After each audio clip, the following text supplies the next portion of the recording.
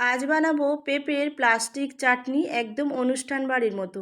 এটা খেতে দারুণ হয় বন্ধুরা। শেষ পাতে যদি চাটনি থাকে তাহলে কোনো কথাই হয় না। তো প্রথমে পেঁপেটা ভালো করে ছাড়িয়ে লম্বা করে চেলা করে নিয়েছি, আবারও লম্বা করে চেলা করে নিতে হবে। নিয়ে আরও পাতলা পাতলা করে স্লাইস করে নিতে হবে।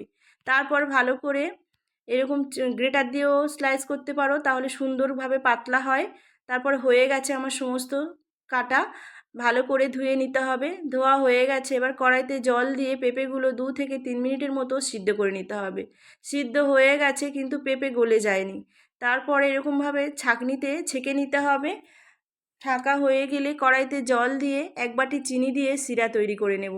একটু দুধ দিয়ে চিনির নোংরাগুলো তুলে ফেলে দিতে হবে। তারপর কাজু কিশমিশ আর সিদ্ধ করা পেঁপেটাকে দিয়ে ভালো করে ফুটিয়ে নিতে হবে। ঠান্ডা হয়ে গেলে লেবুর রস দিয়ে নামিয়ে নেব। গরম অবস্থায় দিলে কিন্তু তিতো হতে পারে। ভিডিওটি যদি ভালো লাগে লাইক শেয়ার কমেন্ট